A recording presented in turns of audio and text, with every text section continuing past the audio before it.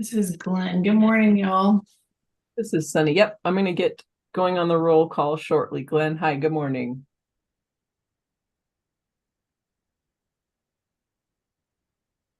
Travis speaking. All righty then. I'll take my camera off. This is Al speaking. Darren.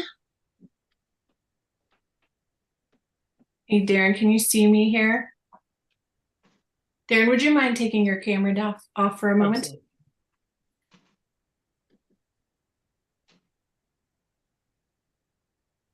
All right, we're going to begin with roll call this morning. So I am going to call your names. Please bring up your video. Say hi when I do that, please. All right, first name is me, Al Sonnenstrom. I am here as the chair, and obviously I represent the deaf community. I'll just go down through the roll call list that they have here on the slide. So first I see David Dresner. If you could turn on your camera momentarily and say hi.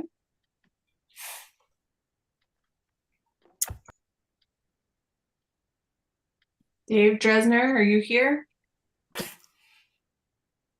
I'm here.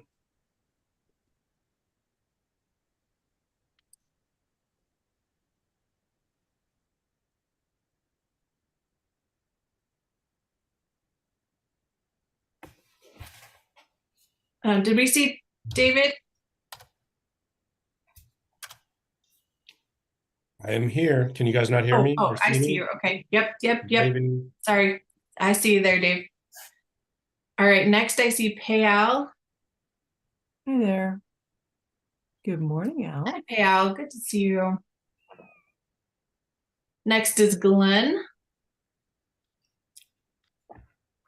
And Glenn is representing the deaf community. David represents the MCOD.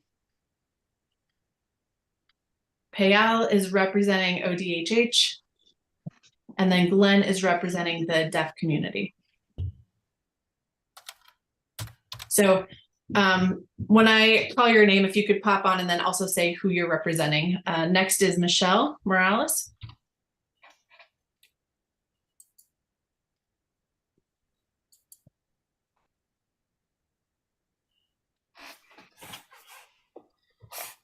Michelle, are you here? Michelle Morales? I'm thinking not here.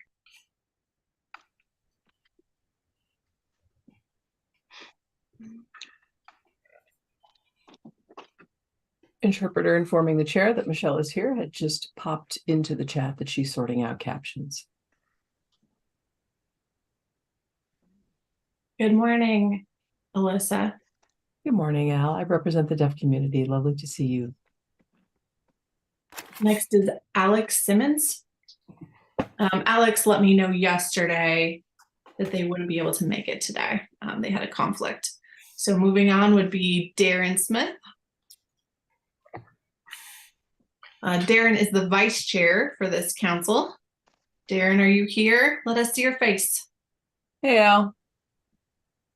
I represent the deaf community.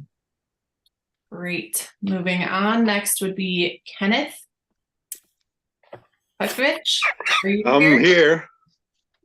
I don't know whether you can see me or not. I cannot see you, sir. No, I don't see your video. I can't unmute my can you see it now? Yeah, you might need to restart your computer. Maybe the video is not working or something. You might have to restart. That happened to me a few times where I had to restart my computer to get the video to work. All right, thank you, sir. Next is Stephen Cooper. Good morning on this beautiful day. I represent the limited speech community. Thank you. Next, we have Lori Barong. Good morning. Nice to see you all this morning. I represent the Maryland Assistive Technology Program. Great. And next I see Shannon. Minnick. Good morning, everyone. I'm representing the disability community.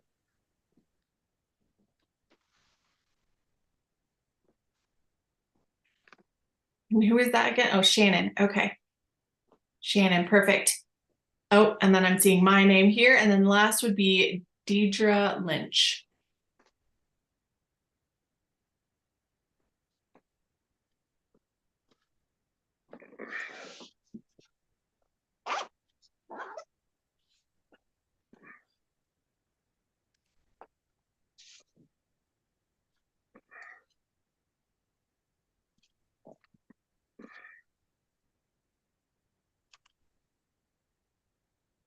All right, I guess she is not here. I'm not seeing Deidre. We're having a few technical issues at the moment. Some people are not able to enable their captions. Ours seem to be working. However, some of our participants aren't. And so let me go ahead and restart it with the captions enabled within the platform. Yeah, we will have to hold it until we sort out the captions. Al, thank you for your patience. Okay, we will just wait then.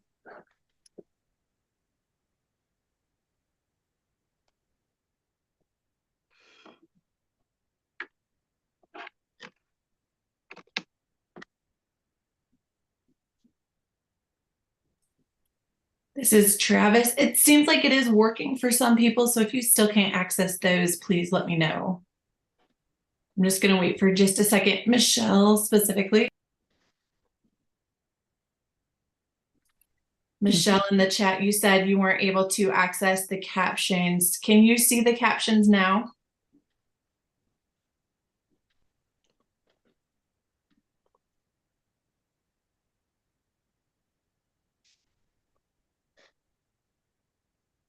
I can see those captions on my end.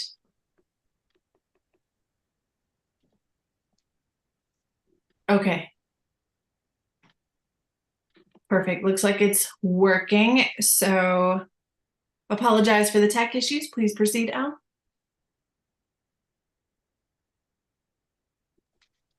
Have This I is- overlooked anyone? Did I capture everyone in the roll call? Have I overlooked anyone? Madam Interpreter, could you please pop up? All right. Seeing none. Let's move to the minutes. Folks in the office distributed a document of those minutes. Are there any corrections or additions from anyone?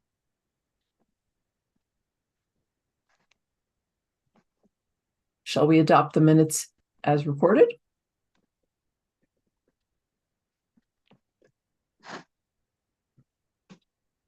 Looks like we have done so. Seeing no objections. Outstanding. Minutes are adopted as recorded. Before we let David kick off his presentation, just by way of clarification,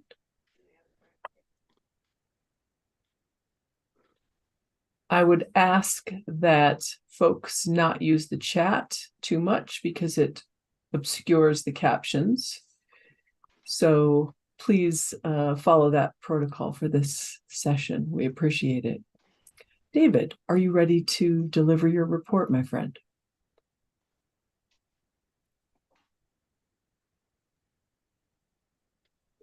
Let's have you on screen, David. Hello, good morning, everyone. David Bahar, Director of TAM, and I have a few updates for you today, the first of which, if you remember Leslie, our financial administrator, he has actually left to work at another position. We are currently searching for potential candidates to replace him in that position for TAM. Now, at our past meeting, we were asked for Al, the chair, and the senior call check individuals representatives to go ahead and have a meeting with their secretary. We are looking at the first week of December, and we will let you know the results from that after we have that meeting. As far as the budget progress for the FY25, we are working on that. It has been submitted. to the governor's office of budget. Their staff are reviewing it at this time. The legislature will review it as well, and it will proceed through the process, and we should have that as the winter progresses.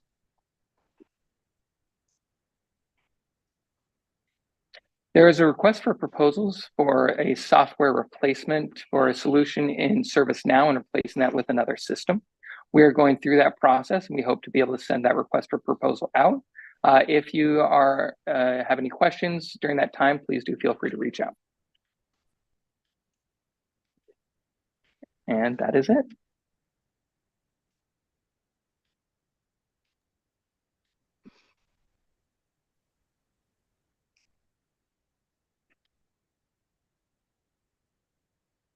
All righty. Hey, good morning, everyone. Super excited to be here today. I wanted to talk about usage, minutes, stats, etc., which I will get into. And of course, moving toward RCC, Relay Conference Captioning. In the past, when RCC was new, there was no policy or restriction of any kind. Any federal agency or for-profit corporations could use it. So we didn't like what the data was doing at that point. We set some things up online. It would have been last October. And we noticed that the minutes did start to come down, and they continued in that trajectory. And we didn't know whether maybe our protocols were too narrow. And so we focused on the marketing efforts internally, talking with Devaney on how we could get the word out better, recruit more users. And sure enough, we created some marketing assets, some videos, myself featured in those. You might have seen them. And we did a social media push. We trained the outreach coordinators to focus more so on RCC and what matters there. We started marketing in earnest. It would have been June or July of this year.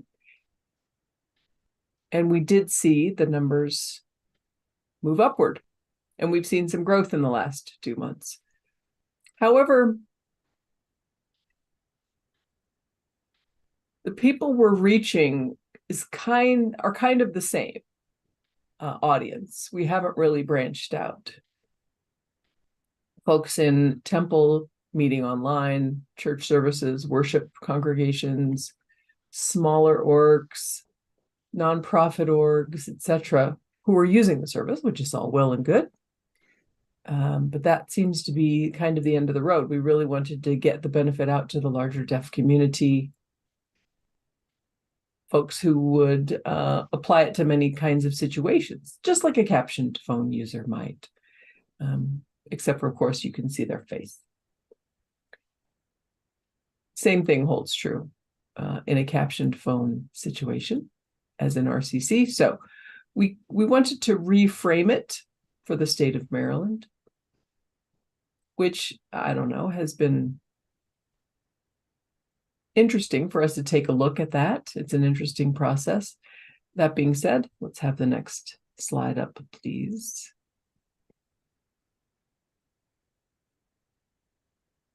So looking from RCC to the kinds of new businesses online, which we will hold till the end for a couple of updates. RTT, real-time text, and UTAP, the Universal Telecommunications Access Program, which can be either natively delivered or via an over-the-top app. So we're focusing on native delivery, in other words, figuring out how to make RTT calls if the infrastructure isn't really in place for that to happen. Of course, it's an ongoing process, and all three of the carriers have said they're underway in doing so. And soon enough, we will see full integration natively with RTT for the relay, which will be nice. As for UTAP, we remain at work on that with Hamilton, and adding Sorensen VRS to the mix. Ultimately, we'll see Z Convo, with whom we're in talks, and for the one number capability, which is very exciting indeed. Also, weather alerts, emergency alerts, 911 direct access will be added in due course, such as in Washington State. That's a model that we're working from to make sure that we get all of our ducks in a row. Oh, I should say, speaking of the states, don't allow me to forget the National Association of State Relay Administrators held an election 2 weeks back, and I was elected as chair of that body for NASRA for the 2024 and 25 term. So I will be the full-time chair there, and advocating for our position in earnest. Another thing I wanted to talk about was the working group on AI accessibility in the relay service, and how policy will shake out and how that impacts us in the relay business. Text to speech, speech to text, ASR, captions, all the rest certainly are things that we need to have strong policy set for to guide our course going forward in the relay. If not, it will be an undue struggle, to say the least. And we're very excited about those goings on. Is there anything else I should wrap up with? If we could advance the slide. Oh, hey, Steve. Good morning. I used a question on the RCC you just mentioned, and just clarification, because I've tried to promote it in the laryngectomy community. But you said the usage has been primarily churches and nonprofits, or the accumulation of minutes. I was told that it actually had to be a deaf or non-speaking user. It couldn't be an organization like that. Is there leeway on that, or just so I know what to tell others, can you give me guidance?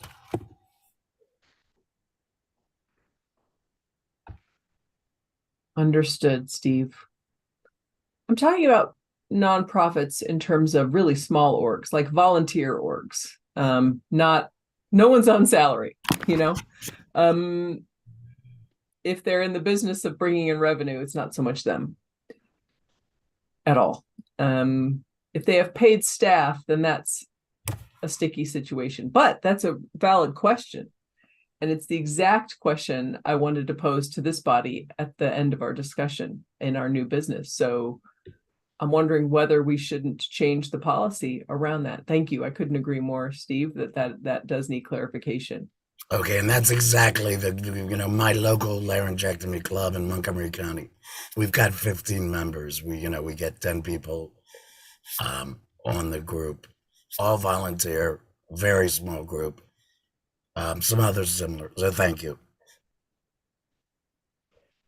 Of course. Also, not only that, Steve and everyone else, we do need to provide support to various orgs that are using real-time CART. RCC isn't the only option, but I do agree that it's something we need to figure out, and quickly. So is there anything else that anyone wanted to add? Hey, Darren. Hey. Darren here. I had a question in terms of numbers. So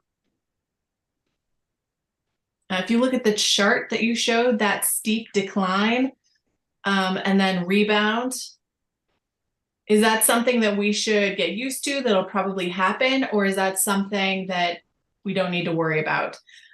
Is that going to be a normal kind of up and down that we'll see?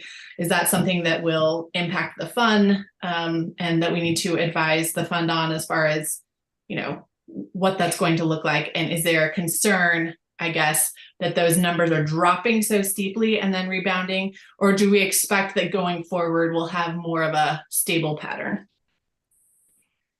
This is Travis speaking. There really isn't a simple answer to that. There's many different factors at play. And relay in general has seasonal trends. For example, it goes down in the summer. Usage bumps up in the fall. It goes down again in the wintertime. There's a dry spell that we're soon going to be entering now. But yes, there are cycles, and that is a normal sort of organic pattern to it. We had seen triple the numbers we now see in the past, I think maybe because the feds were using it at the time. And the goal would be certainly maybe we should either, if not see stability, then recognize trends in back to office usage for people in the workplace, which should have an impact, of course. New technologies will emerge, other communication options will present themselves, and the minutes will fall into what patterns they do. For example, with the convo using Zoom now, it could very well be that there are some things we can't predict how the cycles will fall out. There are many factors that overlay. And my concern was that in July, they were very, very low. So that was a concern for me that it wasn't being used, but certainly with some marketing efforts, they've come back up with our outreach team. We've had some meetings on how to move it upward. I hope that answers your question, Darren. This is Darren speaking. Yes, that does answer my question. Also, a follow-up to that, you mentioned that the RCC companies are now doing, VRI, also Zoom, other services. So I'm wondering if there are any guidelines that have been set that might affect RCC and the various services that we would need to look at for our program. For example, maybe there's more flexibility federally than statewide. Are there other things we need to consider that might have an effect? I had a very interesting conversation with Sorensen and some folks there. They're of a similar mind. They're just diving into the deep end with out knowing really how to swim. That's their philosophy. And then they think that they'll advise the FCC on the best course. So with RCC at the states, firstly, they're kind of testing the waters. As we get to a point where maybe the FCC will adopt something, I don't know. It's at the moment, they're passing it off to the states as their purview and not of the commission. So we'll see how that shakes out. This is Darren. That answers my question. Thank you so much. Absolutely. This is Travis. Any further questions from anyone? Seeing none. Back to you.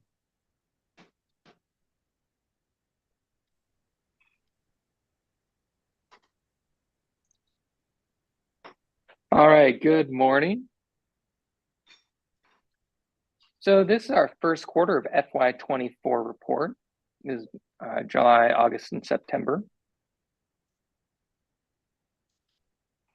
We've had a total new applications for MAT services, 127 new ones specifically, and then equipment distributions have reached 337.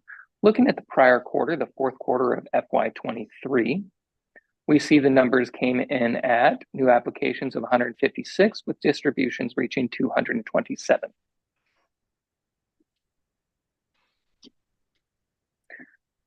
So this is just a simple spreadsheet to show the comparison of those numbers as they move forward across fiscal years. We saw a sharp increase from 22 to 23. When you look at the equipment distributions of 22, we were at 444. And then just in the first quarter, we'd almost already reached that. So we have been exceptionally busy.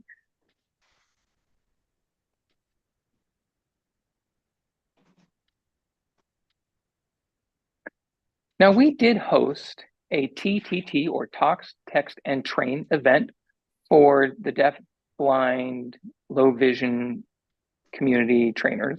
Now, it's happened just a month ago or so. The National Federation of the Blind had hosted that. It was a huge developmental success for the program. We had 5 different wireless mobile devices or companies that were able to come and present on the devices that they had and the equipment. You can see here on the list, we have our Hable 1, the Blind Shell 2, the Google Pixel, Mini Vision 2, Smart Vision 3, the Memory Cell Phone, and then also the Real Sam Pocket.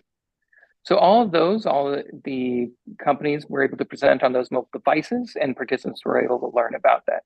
As far as the MAT customers who are blind or low vision that need help in training how to use these devices, we provide the opportunity for the trainers to learn about them.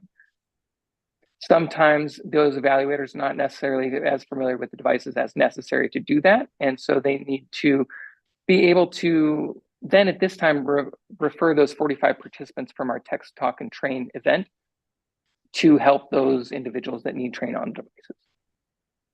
Wait for the interpreter.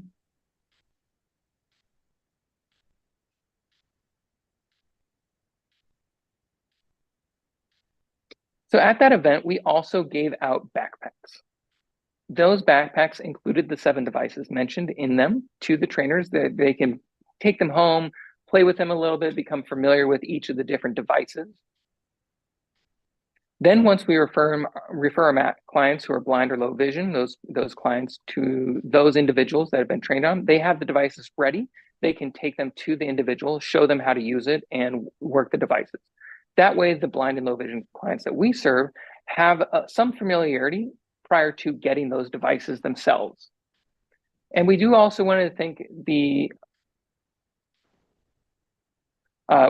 Jane, Brenda, and the others who are involved in that, the committee that worked on that to bring that to fruition. So we want to recognize your efforts. Thank you.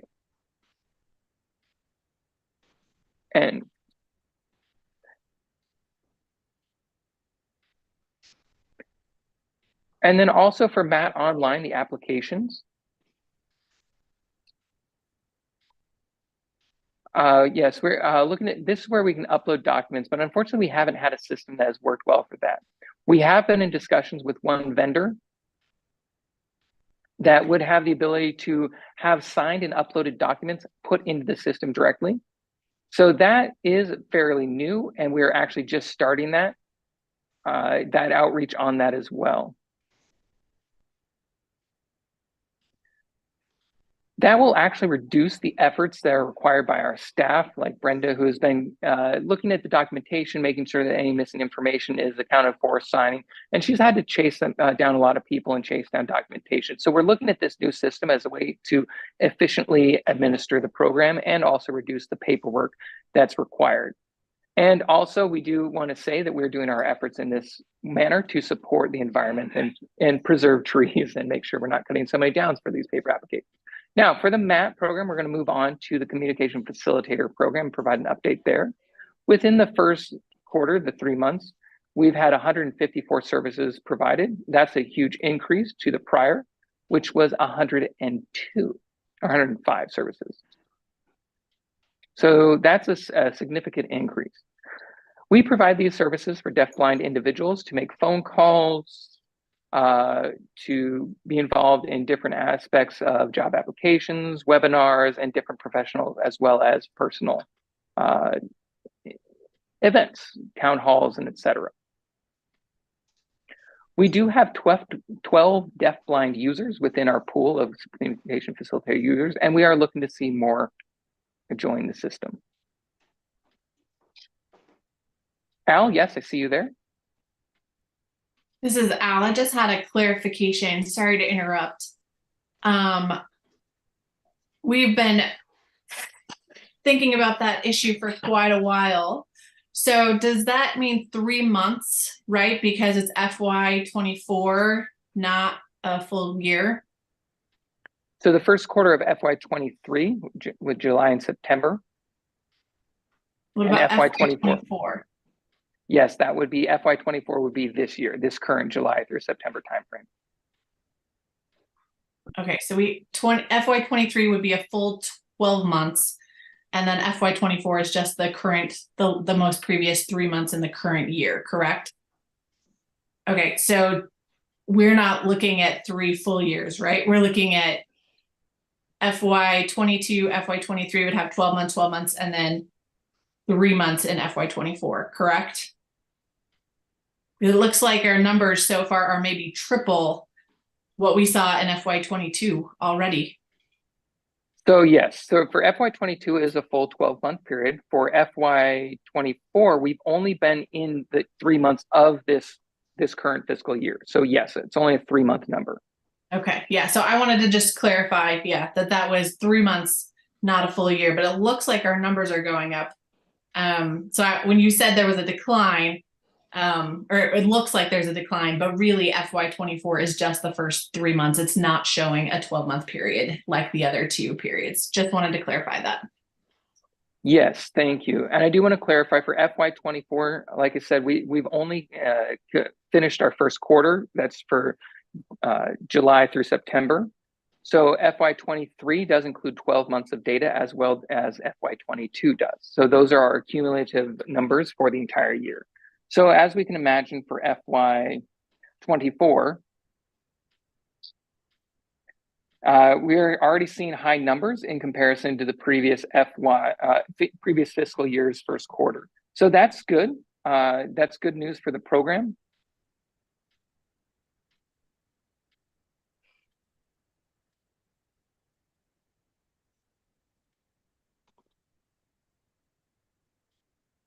We provided communication facilitator training on November 12th, or will be, at Gallaudet. We do have a limit of 40 participants. We have seen some RSVPs. We have about 3 weeks left prior to that event.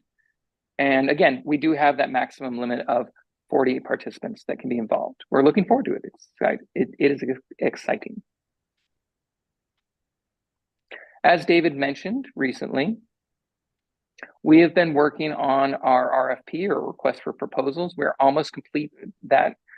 We've sent it off to the lawyers for their review. And then once that is approved, they will be sent out for bids and the development of the new database. Any questions?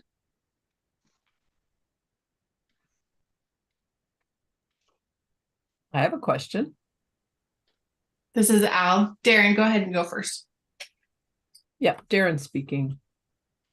Fabulous news to see the CF work coming along. I'm excited to see that for the new fiscal year as it is resourced. My question would be, I was told by members of the community that deafblind folks were working on co-navigator legislation. So how is that going to impact the communication facilitator program? Is it entirely separate? As I was told, it looked like maybe the CF program would be affected by the CN legislation. So I'm assuming we're in talks with the deafblind community with the bill to see whether or not it's going to impact the existing program. And where do you stand on that, Kevin? That's a very good question, Darren. Thank you. They are completely separate. They're different programs with different concepts behind them. Between the co-navigator and communication facilitator, there should be no impact on the communication facilitator. There is the potential for them to merge in the future. Myself as a CF, I go to a deafblind individual and I facilitate communication between them and another person that is connecting virtually to them.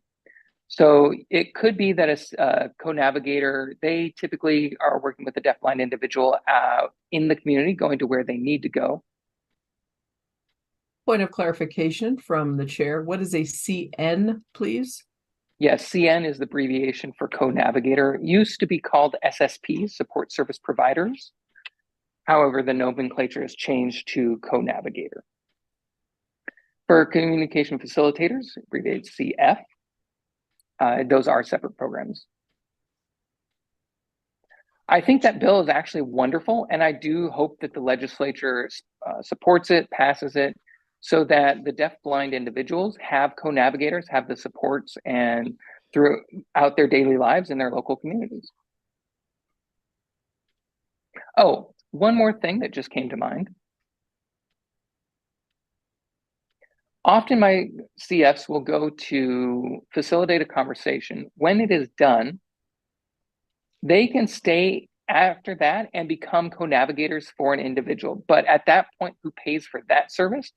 Once they change roles, they are often working in a volunteer capacity, and the deaf-blind individual may pay them something for those support services. So that's something that is ongoing, looking at how to support that ecosystem. We schedule our communication facilitators for 2 hours, and then they leave. And then in some instances, a co-navigator may be needed after that. So that's when, for some individuals, it would be better to schedule it for 4 hours to allow them that transition time so that another individual as a co-navigator didn't need to come in. This is Al speaking. My question is around the fact that the FCC has just adjusted the rates for the relay programs, including those for deaf-blind folks. And so they get additional funding. What will be the impact, if any, on your program, Kevin, given that, or have you considered it as yet? So at this point, I haven't considered that. I didn't know about that. That would be Travis, who would be the best person to answer that regarding FCC's new rate announcements. I believe they'll be applicable for the next 2 years. I believe the communication facilitator funding and support would be different because the relay services would be, even, the general relay services having the deaf-blind supplemental, so to speak. Yeah, there's the 19 cents differential that they will receive, correct? Also, deaf-blind users of the video relay service, low vision folks as well, can avail of that for the coming 5-year term. I'm wondering whether CF services will be impacted by that as well for some deaf-blind folks. Yes, it depends on the deaf-blind individual and their preferences, how they prefer to access it, if they independently use the system, utilizing CF for tactile support. And then also with my Max, there's that they provide services as well. As to all that information, I don't have it and I don't want to put out anything that's incorrect. Yeah, we'll keep an eye on that, I think, because there could be some unintended impact to your program. All right. Travis is going to go step up here and add a few comments.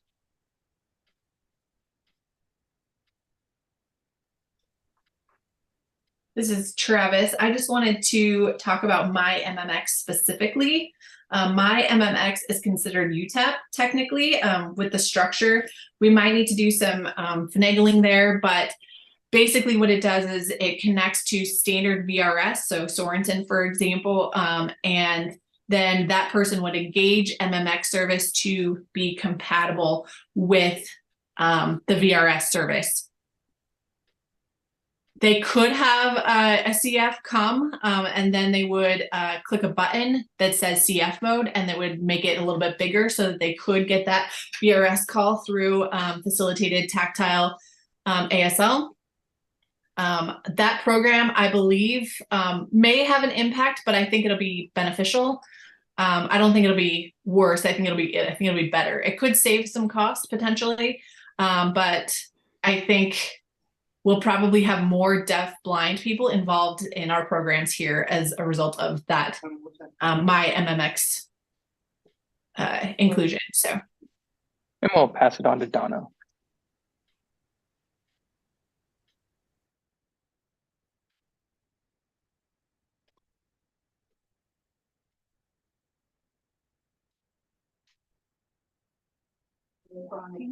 One second.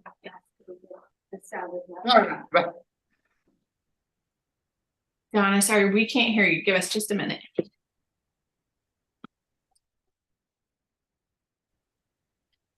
Testing.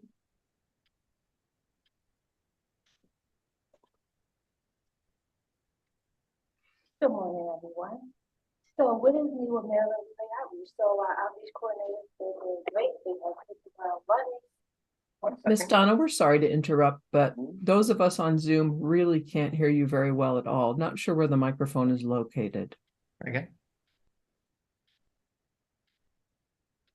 Good morning, everyone. So the new outreach coordinators, they have hit the ground running. They're doing great. They're doing relay partner trainings. They're doing community events, presentations. They have had field visits. So some of our upcoming events include the North Board meeting. That is basically is federal retired employees. So they tend to have a meeting. So there are people from like DC and Maryland, older individuals, you know, they tend to be a great audience, tend to do a lot of mat applications. They tend to be caregivers. So this is a great event for us. Winter Mako is also a great event for us. So NFB Maryland has actually been rescheduled. The hotel that they were having it at has been, it's closed down. So it's been rescheduled to February. We've had a presentation with Suburban Hospital. We attended the Maryland Royal Health Conference. And we've had several relay partner trainings, RCC trainings. There's some Veteran Day events and then some holiday networking events. Next slide, please.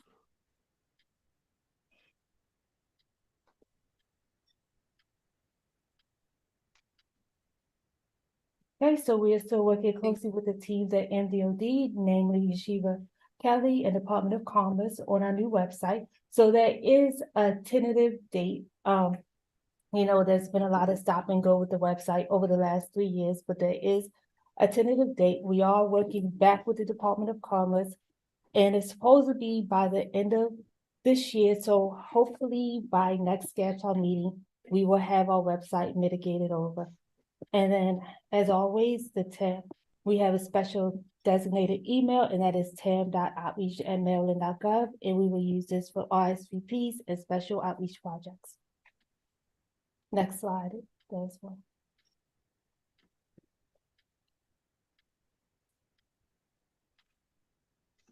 Okay, so our continued outreach efforts include advertising, webinars, mailing, virtual hybrid events, networking, making new content, field visits, television ads, and paid segments. Next slide, please.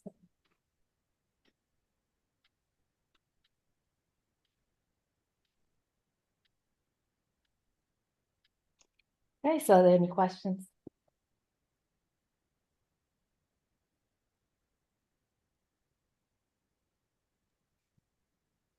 Donna, this is Al speaking. Happy to hear about the progress you're making. That's outstanding.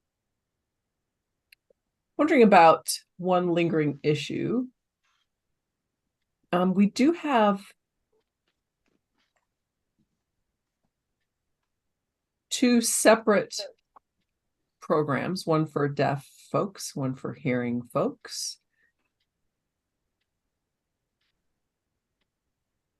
Because obviously there are different audiences. We don't want to alienate any given person in either of those directions. So this is a fantastic program for people in the hearing audience, people who experience later in life hearing loss.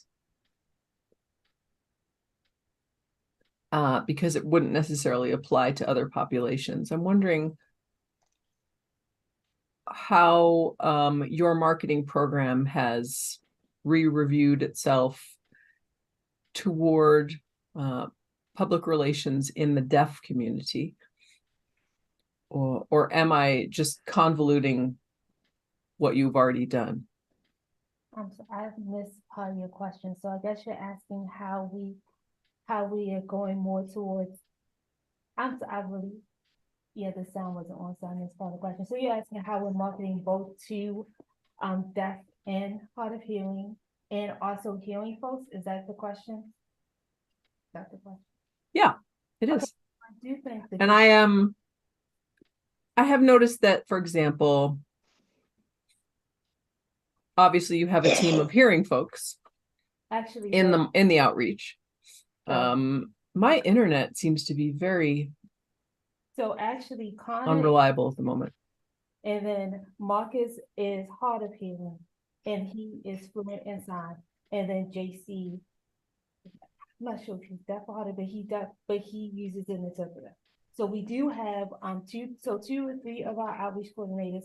They are members of the deaf and hard of hearing community, which I feel like gives us an advantage because they have the ear to the ground. They're part of that community. They know the people, they know the events. So Marcus has been bringing us, to more events that are in that community where it may not necessarily be, deaf and hard of hearing people are here. This is an event for deaf and hard of hearing people. So I feel like that is a good thing with this team. They are in that community and we are getting more outreach in that community. Outstanding, Donna. Thank you for that. Appreciate that feedback. And this is Travis from off screen. Just to clarify, JC is deaf as well. Yes. Yes, I apologize. He is deaf. He uses an interpreter. And this is Travis. I'm going to step up and add one comment. This is Al speaking. I do apologize. I thought all of them were hearing. This is Travis speaking. No, they are members of the community. For example, Marcus just did the poetry event here locally. If you heard about that, JC and Marcus also went to MD ODDHH. Would have been 2 weeks back, and we haven't had any representation there. So we're very grateful, Donna, for your team's support of those community events. This is Al speaking. For your information, I was just a little bit confused about what you said about this individual needing an interpreter. So maybe hearing folks also need an interpreter, not only deaf folks. So I just wanted to clarify that. That's where I had some confusion. I wanted to clarify. Do you follow me all right now? Is my connection okay? Yeah, so I apologize if any of that was, I guess, offensive in any way. What I meant by that is, I guess maybe like 80% of our events are with like mainly the hearing community. So we are increasing the amount of events that we do in the deaf community. So I was just, because I wasn't sure if he was deaf or hard of hearing, I included that information. So I didn't mean that to be offensive in any way.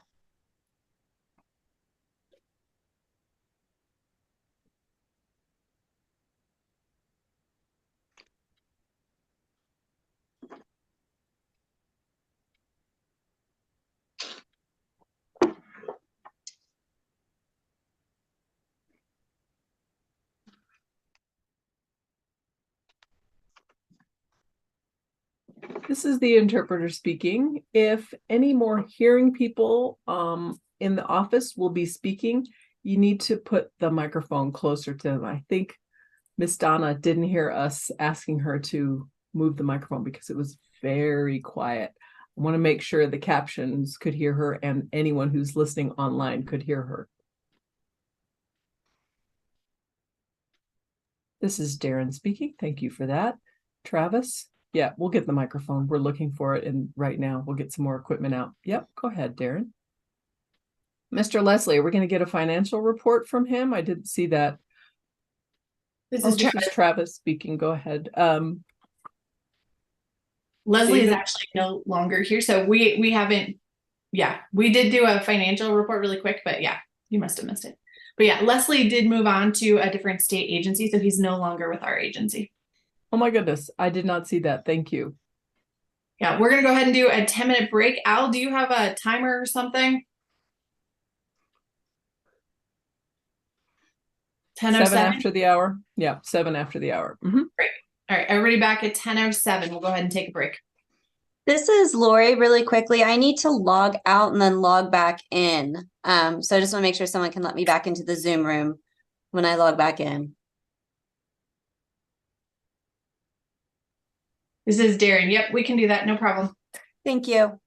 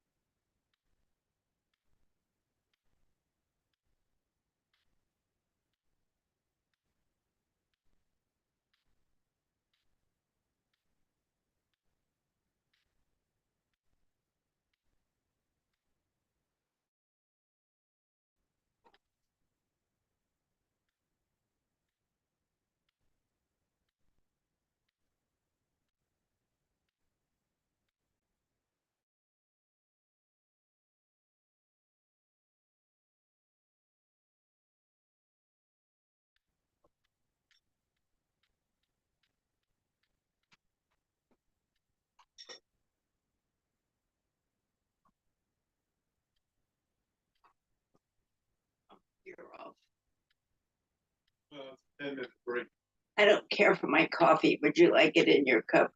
Sure.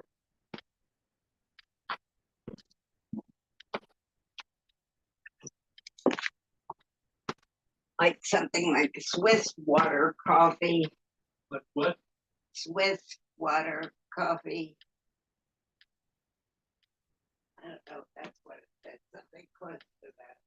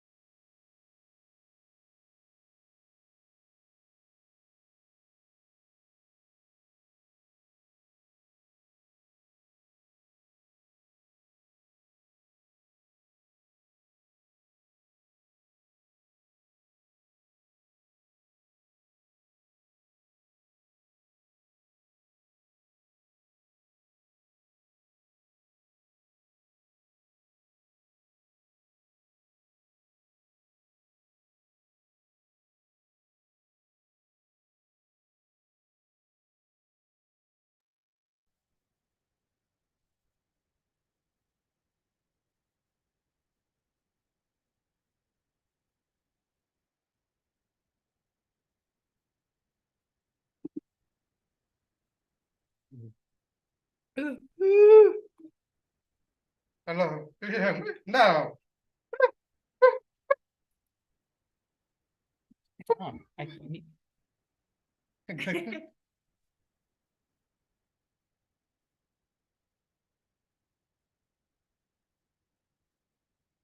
No, nothing.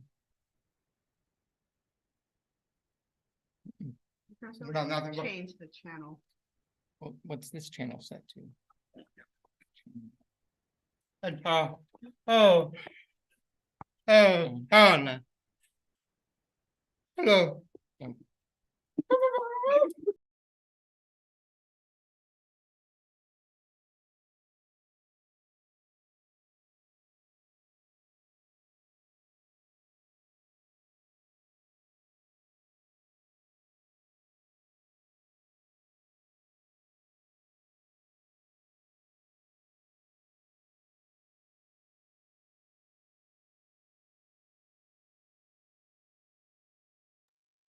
Ladies and gentlemen, we're just testing audio from headquarters.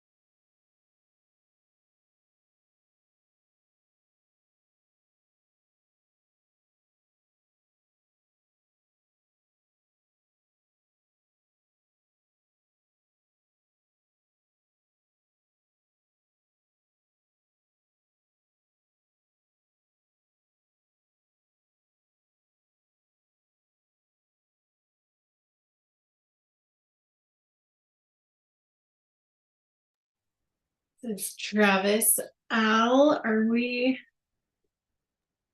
This Ready is to go, Travis. Karen? Karen, if you're available, can you come back on camera?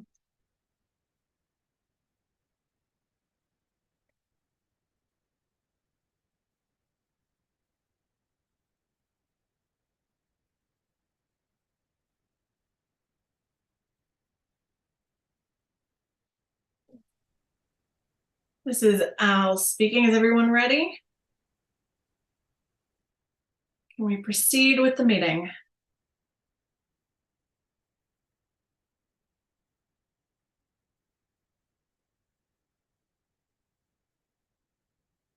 Oh, I guess we're up to my report. Okay.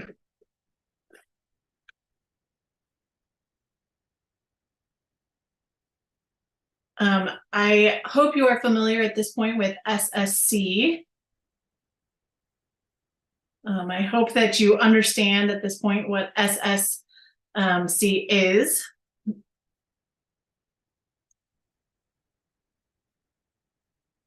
There have been some emails that were going around that indicated that some of us maybe don't understand what the SCC stands for. So I wanted to make sure that we were all clear and understanding what we're talking about. Is everyone okay? I don't need to explain what SCC is.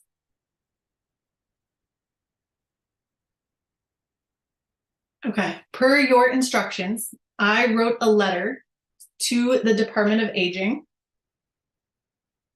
and asked them to meet with us to talk about the SCC program and make sure that that program is indeed accessible for deaf users. That meeting has been postponed and rescheduled several times.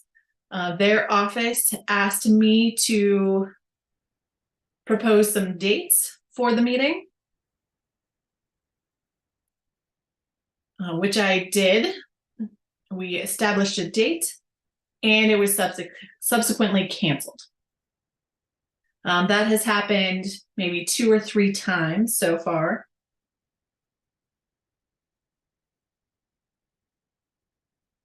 I then asked David in the Department of Disabilities to take on that responsibility of setting up a meeting.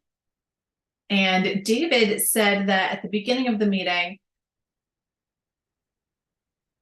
that they had set up a meeting with Department of Aging for the first week of December, I believe. So we do have a meeting on the books. Hopefully the Department of Aging will keep that date.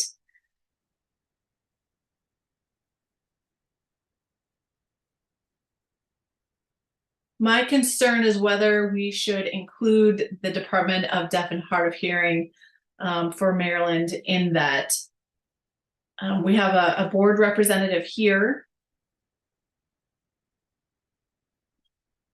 who represents that office. And so I think we would maybe need to include that person in the meeting to make sure that when we talk to the Department of Aging, that they are able to meet the needs of deaf individuals.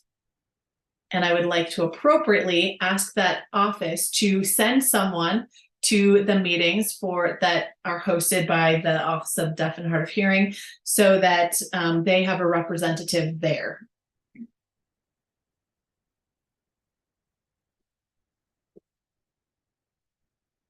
Interpreter is apprising the chair that there is a lingering question in the chat. He's indicated that he doesn't have access to the chat on his device, and so the interpreter will read it out.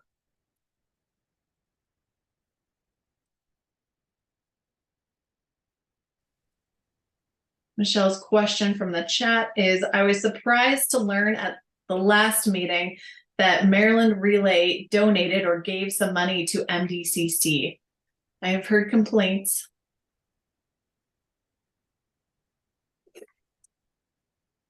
This is Al. We're not talking about MDCC right now.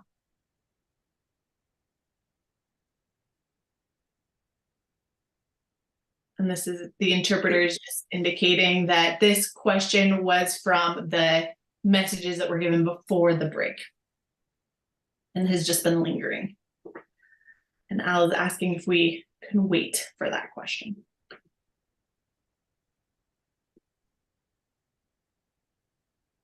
Okay, this is Al. So my question, David, is should we invite someone from ODHH to that meeting or to our meeting with the Department of Aging that is currently scheduled for the first week of December?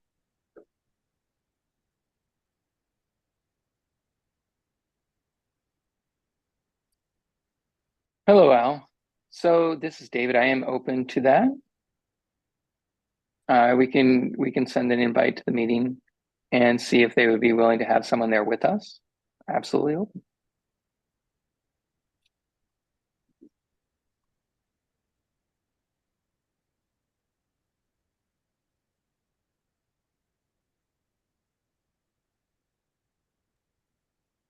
This is Al. Okay, we'll go ahead and invite someone.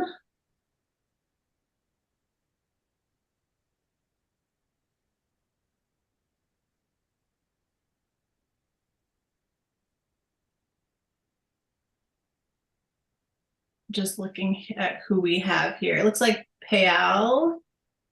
Payal, are you the representative for ODHH?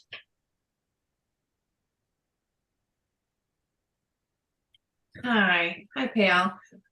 What's the status of the director of your office? Have you guys selected a new director? We have not.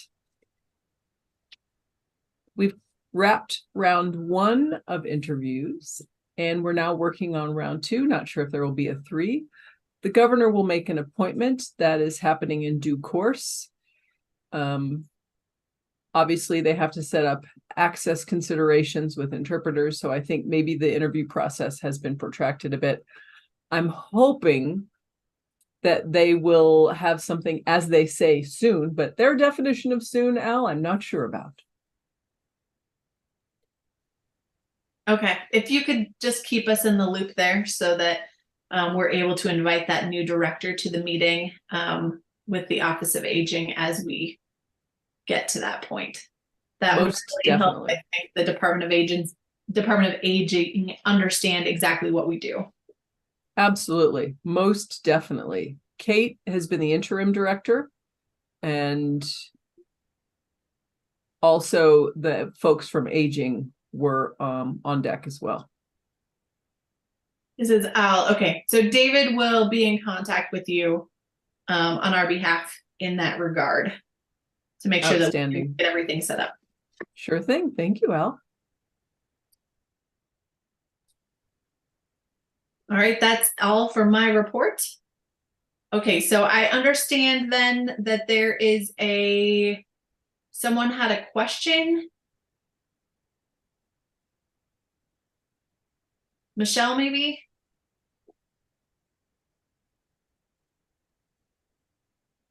Interpreters just saying, yeah, there was a chat question from Michelle from quite a while ago. This is Al saying, sorry, I've been too busy to read the chat. Would you mind repeating it? So the interpreter is signing that for Al. That question in the chat reads, I was surprised to learn at the last meeting that Maryland Relay donated or gave money to MDCC. I have heard complaints in the past when Maryland Relay sponsored, I assumed, money to DIG.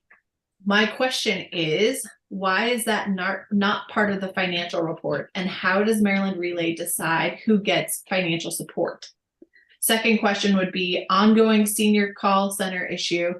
Will ODHH participate in the next meeting? Is that what ODHH is for, to help other state agencies with communication accessibility issues?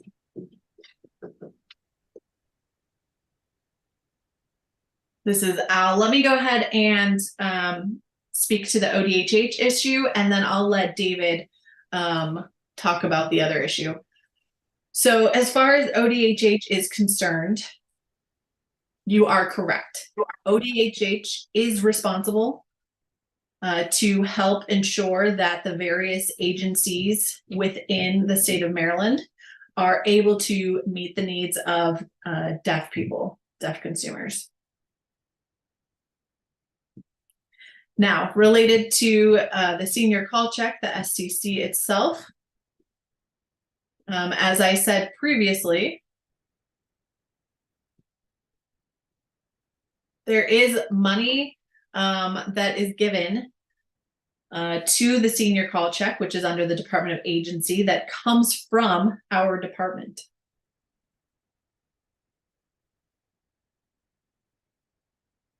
And the purpose of that is to ensure that all telecommunication services are accessible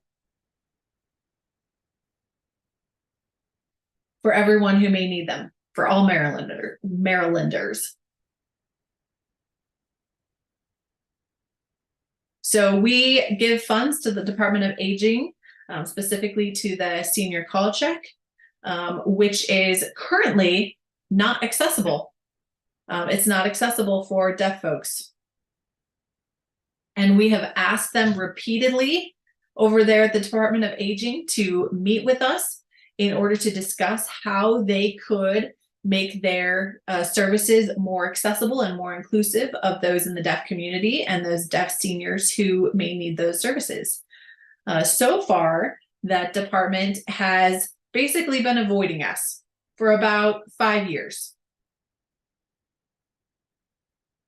I think we have been very patient up to this point. We have asked repeatedly that DODHH help us to get in contact with the Department of Aging so that we can ensure that they are accessible for everyone who needs it. And especially because the funding is coming from our department, and we require that all communication be accessible for everyone. So far, they have not been meeting that mandate.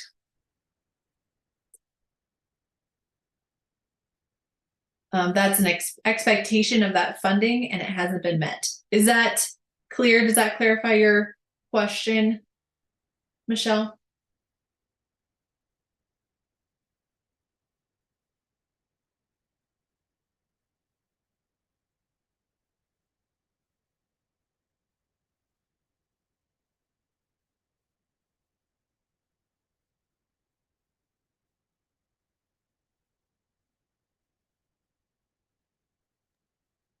Okay, then David, can you respond to the other part of Michelle's question? Asking why our office is paying Maryland OCC, Yes. the Department of Aging, that money? So just a general clarification, and I'll allow Donna to answer more specifically about NDCC. So the first thing I would like to say is if you have any comments or would like to raise your hand and ask a question, please turn your video on. People are struggling with the live feed. They're unable to see the chat if they're using that. So it's not equitable access for all. So we want to make sure that everybody can come on screen for your comments, spoken or signed, so that there is that equitable access. Generally, as far as what we do with organizations and providing some sort of money, we don't actually do that. We actually pay for sponsorship. So it's an exchange in advertising during their newsletters or opportunities to provide presentations at their group meetings. So that's in the capacity that we do have those sort of exchanged benefits. And then the question about MDCC, I do agree. I think it's good for ODH, or sorry, the SCC rather, excuse me, interpreter. It is good for ODHH to be there, and it's appropriate in the long term to consider how the legislations and laws are set up. TAM is not necessarily qualified to oversee that role of the SCC, or it's not under our purview, rather. Is there anything you'd like to add in regards to NDCC specifically, Donna? 1 second. Yeah. Yep. Yep. Is that, can you hear me? Let me move. Can you hear me? Am I too loud? No, you're very quiet, Miss Donna, very quiet. She want me to yell. I don't think my voice goes that high. The mic. The mic, one of those? So we couldn't connect the microphone, so you'll just need to speak louder, sorry. Okay. All right, so about the sponsorship with the MDCC. So I guess that will fall more so under outreach, and if you guys want like a detailed breakdown of the sponsorships that we do, we can also do that. But the way we do our sponsorships is that we get like requests from organizations that align with our purpose and mission. They could be deaf, they could be hearing, they could be government. So, we received a request from MDCC, detailing some needs that they have, and it was part of the, I guess, mission that we have. So, it aligns. So we gave them some sponsorships. Now, we've also done the same with other organizations. So it's not necessarily who gets money, because I don't want to say that everybody can get money. Like if you request money and then it falls under the mission, and we just don't give money. Let me clarify. Like it has to be something that we are getting in return. So maybe we get an advertisement, maybe we could come to your event and, speak for 5 to 10 minutes, or maybe, we could have an outreach table, something of that sort. So like I said, so that's more so of an outreach question, not necessarily that we just gave them money. It was part of a sponsorship with something that aligned with our mission. And then if you have any other organizations, I don't know how wide I want to open it up, but any other organizations that align with our purpose and mission, and you feel like, they need funds, then, you could just submit it to me. You could submit it to my email. You could submit it to tam.outreach@maryland.gov. We'll take a look at the proposal, and then, we'll decide if that's something that we can do. Now, not everybody gets approved. We do say no, but if you feel like there's another organization that needs funds, then just, submit the proposal. We'll look over it, and then we'll get back to you.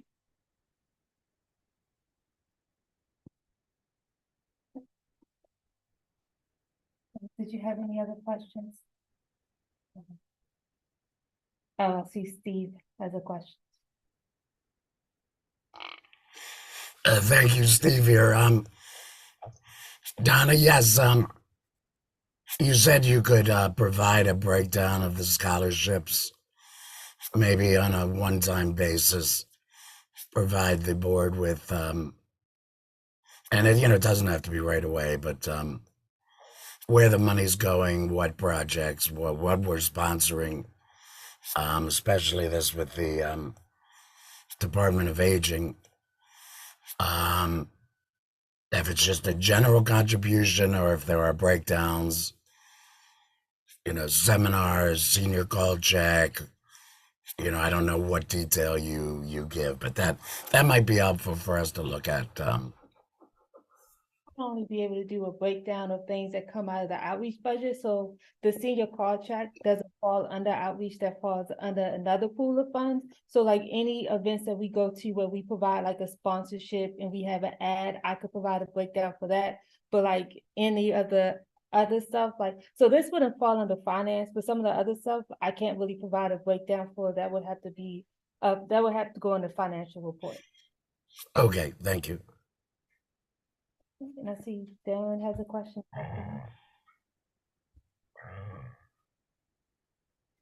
And I'm too loud. There, this is Darren. So I have two things actually.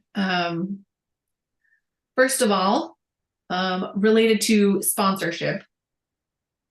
I just want to be cautious to make sure, if we're sponsoring private events or organizations and whatnot. I mean, we're a state agency. And so I think we just need to be very careful of not putting ourselves in a so-called sticky situation where we're sponsoring, certain things that may or may not have a good visual for us. So I think we just need to be careful as a state agency that when we are giving money out for things, that we're trying to avoid any appearance of, maybe impropriety or, just making sure that as we are giving out those funds, that we are doing so in a manner that is cautious and conscientious of who we are. Secondly, would be related to the funding. Is that coming from our marketing and outreach money, or where is that coming from? Because if that's being paid directly from the fund, that's one thing. But if we are giving them money from our budget, that feels a little stickier for me. And as far as the senior call check is concerned,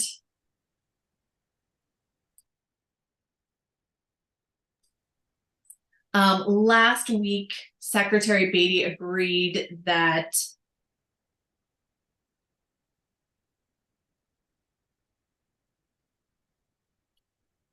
if they are avoiding us, and he did mention that it wasn't their responsibility to schedule a meeting with the secretary, but I did let them know that we do need to, have a conversation about this. If it were open to a lawsuit, who would be responsible for that? And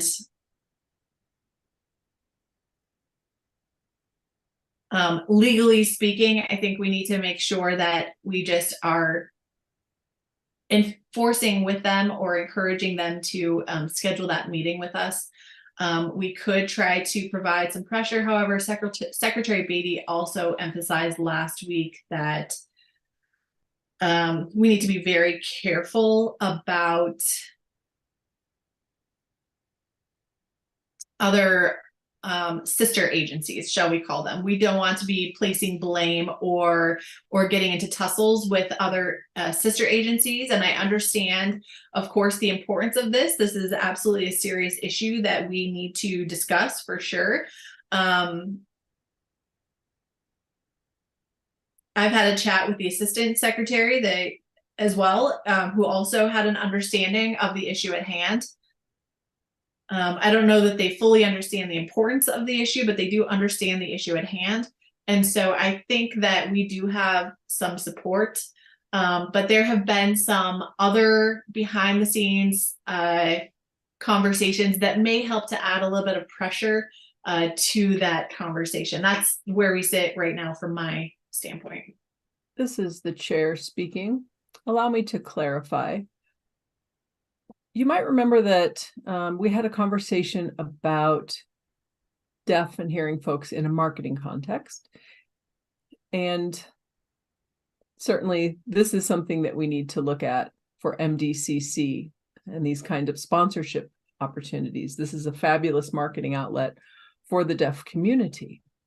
Reason being, for example, I learned about Square Glow, that particular device, which is distributed by TAM, or MAT rather, and it will strobe in various colors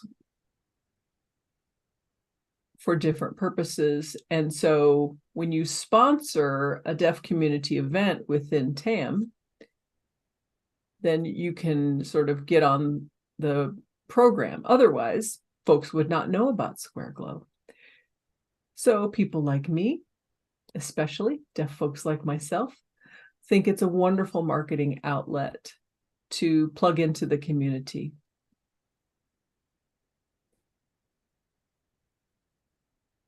Of course, if you want to reach hearing people, put an ad in the Washington Post. But a wiser use of your money to reach this population, I think it would be more effective to work with MDCC. There are 3,000 deaf people who are affiliated with MDCC in Frederick, Maryland. So to reach 3,000 people, I think is a fantastic marketing outlet. Thank you. So going back, Hopefully that's answered your question, Michelle, as well. so I know Darren had some comments earlier, so I'll address those and then we'll get to Assistant Secretary Brennan. So I guess about like sponsorships. So like the state doesn't just allow you to give people money. That's not how it works. Like there's a lot of people that it has to go through before a check is sent to anybody. So essentially our sponsorships are somebody says, hey, you know, we're having this event. Here are the tiers, $2,500. And then what are you going to get with the $2,500? Like I said, are you going to get a table? Are you going to get your logo somewhere? Are you going to get a presentation? Are you going to get an ad? Are you going to get something like that? So that's typically what our sponsorships are. So they're not really donations. They're usually tied to an event or an incentive or something like that. And like I said, I could give you a breakdown of the sponsorships that we've done. As far as the other fund related to the senior card check, that doesn't come out of the outreach budget. That comes out of another budget. So like I said, our budget is typically for exhibiting opportunities, presentations, sponsorships, advertisements, things of that sort. Speak louder, Don. Okay. Did anybody miss any of that? Oh, you're having trouble hearing me? Okay. Sorry about that. Yeah, all of us on Zoom are having trouble hearing you. And this is Al speaking. Yeah, Donna, I can't hear you at all. Ha ha ha. I speak lowly. I'm fine. People always say I speak above a whisper. Sorry. I'm I'm trying. So Assistant Secretary Brennan, you had a question. I'll try to speak louder. Was it about outreach and sponsorships?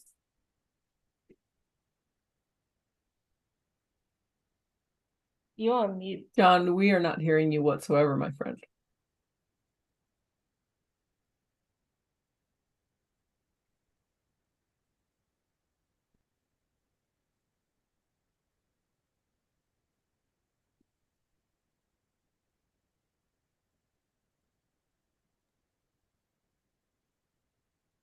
No. Nope. Unless you can sign, John. Nope, we're not hearing you at all. No,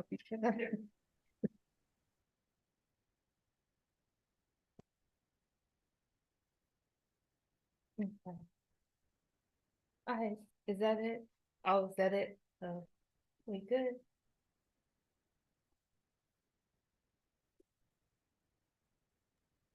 This is Al. I think you're good, Donna. Thank you.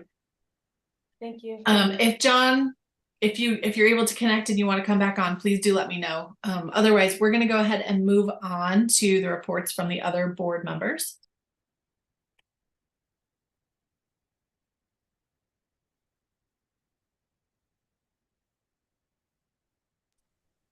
Do we have any other members that have reports today?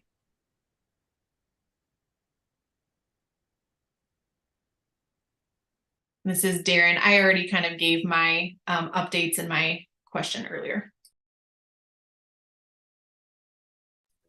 This is Al. Okay, we'll move on then.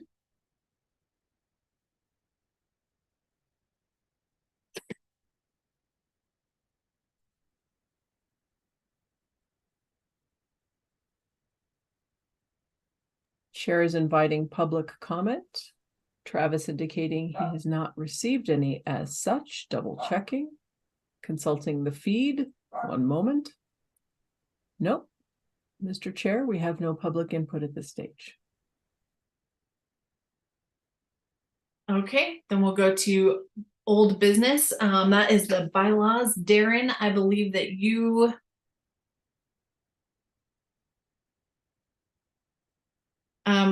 are part of this bylaws subcommittee. Do you have any updates for us? This is Darren speaking. Well, we spoke with the AG and they gave us the go-ahead. So, excuse me, they haven't given us the go-ahead. Looks like they're still in review. So I don't have any updates at this time. Are you talking about Brown? Who's the AG? Is it Brown? It's what is this person's name? It escapes me. David, I'll have to ask you to prompt me as to the name of the AG. Brown, though. Nope, it's not Brown. We've been assigned to someone in the office, but I can't remember who the designee was. Machine is from the room. That's our contact person in the event of any questions.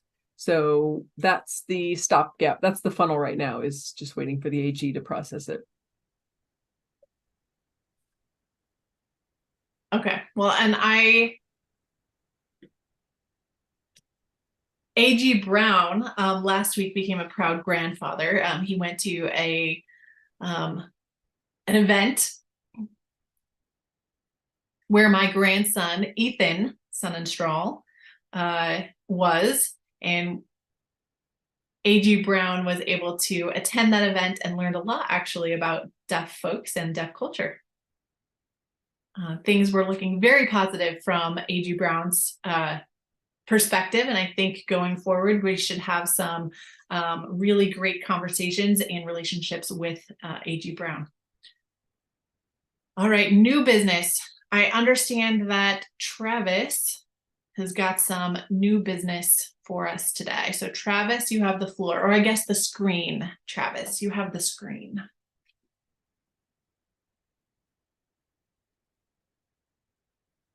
All righty. Hey, everyone. Been looking forward to our moment here. Okay, so the reason why you are on an advisory board is to give us advice, and I need your advice right now. As we said, with the RCC business, it's been a restricted permission, no for-profit corporations, no state or federal local governments, no courts, educational institutions, schools and universities, and whatever else was outlined in the restrictions. Now, was that the reason for our drastic dip in minutes? Because we didn't allow all of these things, also nothing in person. So I'm wondering, I'd like to pose the question to this body. What do you envision as the use of RCC? Now that this technology is before us, let's design it in a way so that it's usable for people for whom it's intended. By way of example, I wouldn't mind using it for Maryland state agencies to make sure that they are accessible to our citizenry. So RCC seems like it would be fine for that context, or perhaps hybrid meetings, maybe in person, just like remote CART, if you have a readout for an audience in an auditorium, perhaps. Maybe there are other kinds of use cases. I would invite your thoughts on any intended revisions to the protocol in the state of Maryland. Should you have any feedback on the codified laws? Allow me to say that dual party communication situations in which there are two persons using telecommunications devices, that is permitted, but they cannot be co-located in the same room. The FCC does not recognize RCC as yet as a compensable service. So that means that we can kind of do whatever we want in the relay context, but for state legal frameworks that we operate within. So if you have an in-person situation where two people are on telecommunication devices and co-located, it seems to me that you could use this. Certainly you couldn't use a TTY, you couldn't use VRS because those are compensable and overseen by the FCC. But in this context, this is the Wild West. This is kind of what we want to do. So I'm inviting and soliciting your direct advice, your thoughts, your feedback around this. Where do you think we should go?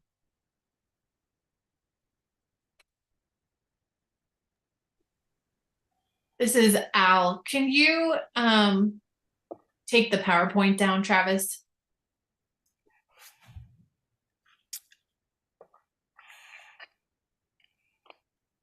Great, thank you.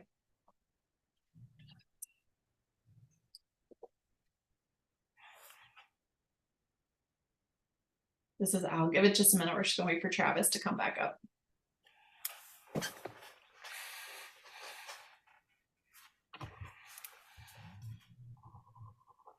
Yeah, just I'm fussing with the streaming, making sure that if we take the slides down, that everything else works out in all directions. Go right ahead, Al. Yeah, I noticed that the PowerPoint kind of slows me down and interrupts my internet connection. I'm signing much more smoothly now than I was when it was up. From my understanding,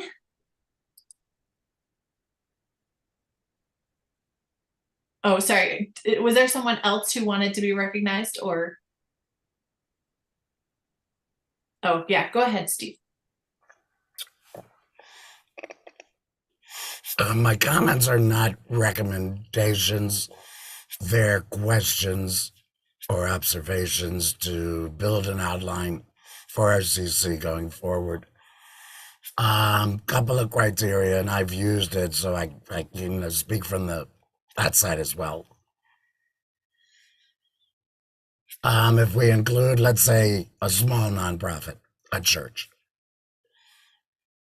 does the user who signs up have to be deaf, speech impaired, have to have the need for RCC? Or I'm in Maryland, I have a church in Maryland, I have a couple of members that are deaf. Should the audience, is it the user, was question one, or the audience is question two that qualifies to allow me to sign up for RCC? So those would be a couple things to consider. And then the second factor is I'm in Maryland and my charity is in Virginia. Would I be permitted to sign up for an RCC service if the primary group is out of state? So I'm just, presenting possible guidelines. I'm not saying one or the other, which is appropriate. I'm just throwing some scenarios out there. That's all.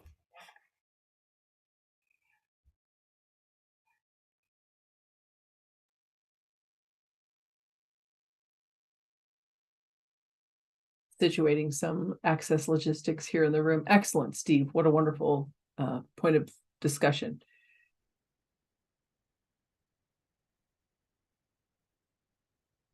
Which is now, the point I was going to make has now escaped me.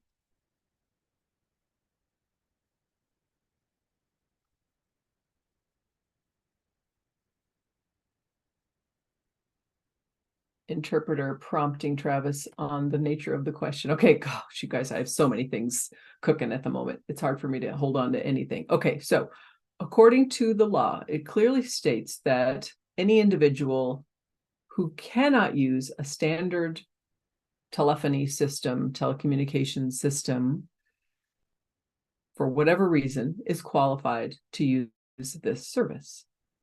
I think that's the general outlay of the relay service as it stands. The guidelines indicate that the individual who does have that difficulty must submit the request. It cannot be done on their behalf. So for example, maybe you know that there's a deaf person who uses that service at the church.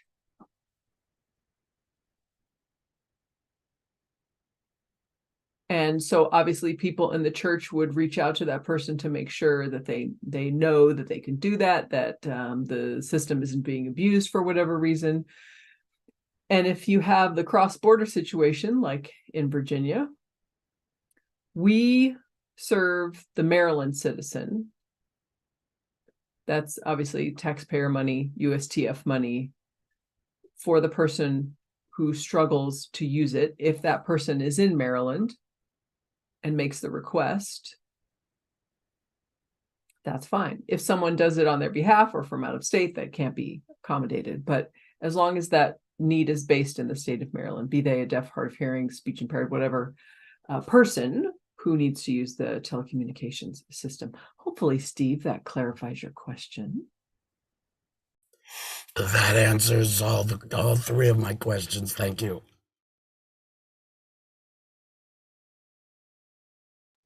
Outstanding. Oh, yeah, go ahead, Mr. Chair.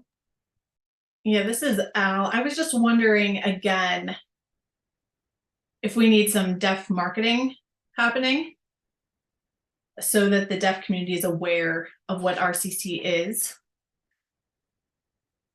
So maybe what we really need to do is some marketing, some outreach in different various deaf events, for example, maybe the deaf senior citizens. Have you already done marketing on how to use it and shown them exactly, like a show and tell, right? So they can see exactly how it works? Yes and no. This is Travis speaking. The problem being people never really have a comfort level with undertaking the request process. It seems like they need someone to help them navigate it. People feel like it's too daunting and maybe they will be denied, etc. So we want to encourage more people to do that. That's, of course, an outreach coordinator, marketing team effort that they've been hard at work at doing for 2-3 months' time now. And we've seen the minutes kick up. But we want to see a greater level of collaboration among the outreach folks and this population. I would have been a week or two ago, there was a training for the outreach coordinators, which I personally conducted to make sure that they understood RCC and how to message that. So we'll see, maybe that will bump up in the next quarter when I can report back. Yeah, I'm just thinking, like, suppose I go into a government office or somewhere, or a doctor's office, let's say. Can I use RCC to communicate with a doctor in the office there? If I were to bring my laptop or my iPhone, would that work? I'm not familiar with exactly how the technology works. This is Travis speaking. RCC is one-way communication, not two. So whatever happens will come through on a caption readout, but you wouldn't be able to respond. You wouldn't be able to participate. That's the limitation of the service itself. It really is accessible. It provides accessibility for maybe large scale events and audiences. It doesn't go in both directions. If it were to, then that's an IP relay scenario, which is a challenge, which it's a problem of jurisdiction of who would then oversee IP relay. So if I were to go to the theater, maybe I'm seeing a show and there's no interpreter there. If I were to bring my laptop, could RCC hear what's being said from the stage and then it would put that into text for me? I mean, in theory, but right now we've got the guidelines set forth that would not be compensable or allowable. In theory, yes, I suppose it could work as it had in the past, but as it stands in the state of Maryland, that does not comply with our guidelines. Why have we said that is not allowed? Because in-person services aren't telecommunications. But this isn't, because of the telecommunication services. Okay. Unless perhaps there's a scenario in which you could call into a performance then certainly that could be compensable. Yeah, the interpreter is laughing as well. Yeah, I don't know. What about a podcast? So if I had a phone number. Yeah, if there's a phone number to avail yourself of a podcast, that could be telecommunications, but I don't know of any. Are there such podcasts? I don't know whether or not that's an avenue of access to podcasting. I do know that we can provide RCC if there are either a phone number or an IP address with high quality audio, of course. In those scenarios, that is possible to listen to a broadcast. Okay. I'm seeing more and more podcasts around that are coming online, which are not accessible to deaf folks at all. And so if this is something that would be able to interface with a podcast, that would be wonderful. Yeah, it's intended for live events, not for pre-recorded ones. So that is a separate scenario. We want to focus more so on live real-time communications. Yeah, I was thinking of a live situation as well. Certainly. And the guidelines as written prevent that. Is your feedback that you would like to see that? If so, do advise.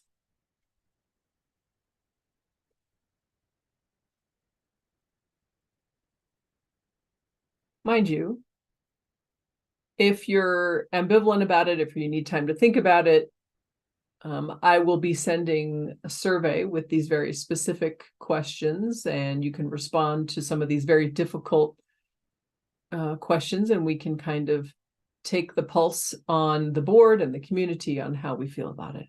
Darren? This is Darren speaking. I've got 3 questions for you. First of all, considering marketing, this is mostly deaf users, right? So that aside, how do we market to those who are, let's see, not deaf, shall we say, not deaf, but maybe they have latent hearing loss, or those deaf folks who are non-signers that are embedded in the hearing community? How do we bring them in and raise awareness around those communities? Obviously, we need to make sure that we are providing these services to people who are not able to reach functional equivalency with any other hearing person. And for me, I guess that leads me to my next question, which would be, how do we expand our pool of not organizations per se, but businesses maybe that could or want to provide access? Right now, we have guidelines, obviously, that are based on the comments that you made previously, and it's very individual focused. What if we were to expand it to those who really are interested in providing accessibility to deaf and hard of hearing, latent deaf folks and the like, so that they have those options. I just think it's something to keep in the back of our minds as we're thinking through this. We don't want to, get too lax or fine with the status quo. We want to make sure that, yes, I mean, we know FCC has their guidelines for telecommunications, but with this being in a different realm, could we consider private businesses and others who do have a need, maybe can't afford interpreters or can't afford various accessible technology, and we can give them maybe an opportunity to consider other services that might increase that functional accessibility. I just really want to think about how we can expand opportunities to other places that might be able to provide more accessibility that aren't currently. And I'm not talking just deaf individuals, but those with latent hearing loss, those with other disabilities. It doesn't have to be just the deaf community. So those are my questions. This is Travis speaking. My first response will be that the percentage of people who use RCC is infinitesimally small. It's surprisingly so. Most hard of hearing people and late deafened people are the population accessing this service. Technical difficulties, are we okay? Are we okay? Okay, sounds good. Just making sure that you're sorted out. All right, fair enough. Thank you.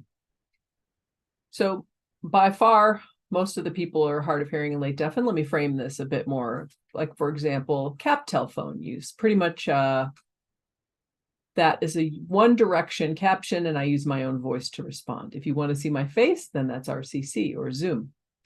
The issue remains functional equivalency for captioning in one direction. As Steve Cooper just indicated, the laryngectomy community does feel the usefulness of this from time to time. And it is in no way focused on just deaf people. I do agree that there are many more options than the traditional ones. There's deaf and hard of hearing people, and there's other people across the spectrum of folks with disabilities. And so we do advocate for that option to them as well, when it's available. The second question, can you summarize your second question? Oh, wait, I think I've got it. Right. Yeah, businesses and the like, could we include them? Exactly. Now, I am reticent to allow, say, physicians and other types of places of public accommodation. If you follow the Americans with Disabilities Act law, if you have fewer than 15 employees, then you're exempted. And of course, you would have to prove that. You would have to open up an account to be able to use it. It's not just a free-for-all. But with businesses, places of public accommodations, they would be monitored in some way or vetted in some way manually.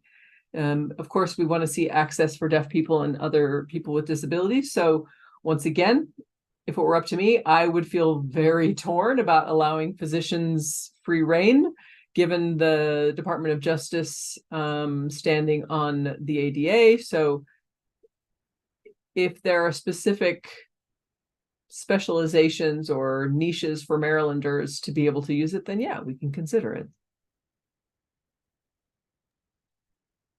Okay, thank you. Absolutely. Any further comment, input? Oh, hi, Steve, come back on. Hi, Steve again. One other service that we have not discussed is speech-to-speech or STS. That's been a fantastic service as well in our bucket of services. So just want to throw that out there. Absolutely, Steve. And I agree. We also emphasize VATS, TS, and STS. Steve, I would like to ask you a question, if I may turn the tables for STS services. Also RCC in Zoom meetings, would that be some kind of overlay that you would be interested in?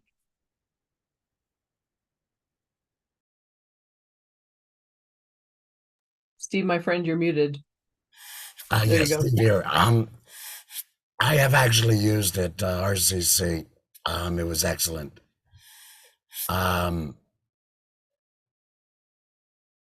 It was first on a demo basis as a board member with permission, but I was not the person that was benefiting from the service.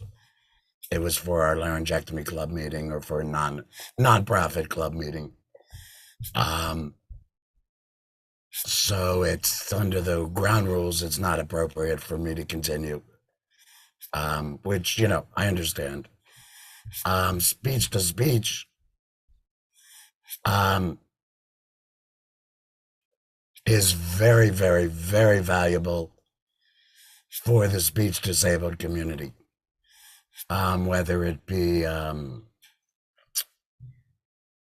stroke, laryngectomy using a electrolarynx or a sound generating device. There's many other patients, I can't think of them right now, but that have difficulty being understood, cerebral palsy. And speech to speech is phenomenal. And Maryland offers also, I believe, the video or visual speech to speech, VSDS, so that they can come on screen and actually, but on speech to speech, the facilitator, not only are they trained in listening, but they can see my lips, see my gestures. And they can, when I speak, if someone doesn't understand me, they can repeat what I say, either every sentence or an as-needed basis. And for anybody that has not tried it, I can't urge you enough to demo it. And I know Hamilton is very, very, they've given talks to our group. They've been incredibly proactive with promoting speech to speech. Frankly, it's underused. People don't know about it. So I would encourage everybody that can maybe to connect with Hamilton and give it a try for a meeting or a personal conversation with your insurance company. Who is, a great example. In my community, we talk. They say, "I'm sorry, I can't understand you. I'm sorry, I can't understand you." And this is where speech to speech would step in and repeat what I said. So it's that's actually one of the better, for me, that's even a better service than RCC. But that's just for my use.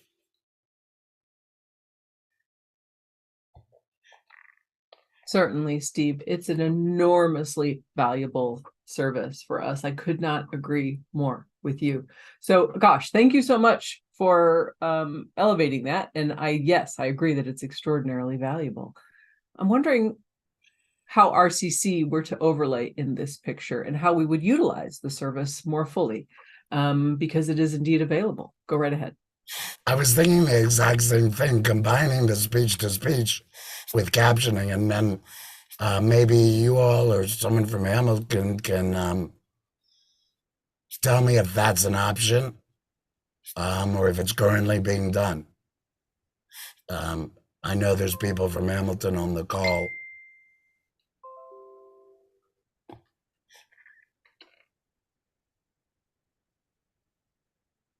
Hello, Hamilton. You have been called out if you would like to add anything.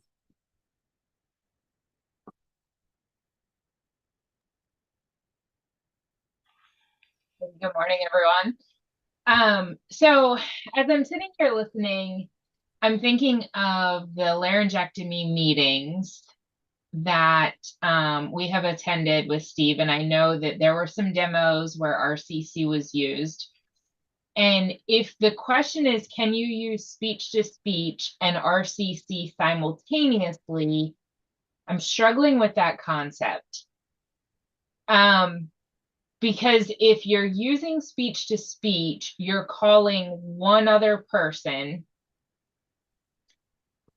and the speech to speech user doesn't have, in most cases, difficulty understanding what's being said to them.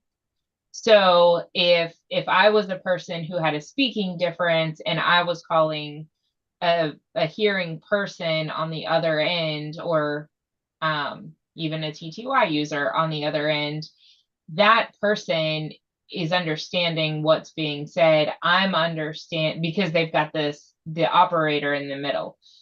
I understand what's being said as it's being relayed to me. So I'm struggling to understand how RCC fits in there. But if I'm misunderstanding the scenario, Travis, I'd sure like some clarification, or Steve. I forgot it, so it's a one-on-one. Let me ask you a different question. I have a speech disability. I'm calling Travis, who, is a hearing issue. Mhm. The facilitator is going to need to, so maybe close caption to Travis what I'm saying. Is there a system for that? Now, it's a rare occurrence that you would have those different disabilities communicating. But that, just in reply to what you asked. Sure. So in response to that, I think we're still looking at the same situation. So if you used speech to speech and you called Travis, you would likely call his video phone number, which would then be interpreted to him. And in this scenario, there's no way for the captioner to access the audio for the call, which is why with RCC, we ask that there be a dial-in phone number, as Travis has mentioned, or high quality audio that they would have access to, whether that's a Zoom meeting, a Teams link, etc. So I still don't think that using speech to speech and RCC simultaneously is something that would be beneficial based on the way the services are designed. Is that helpful? This is Travis, if you wouldn't mind.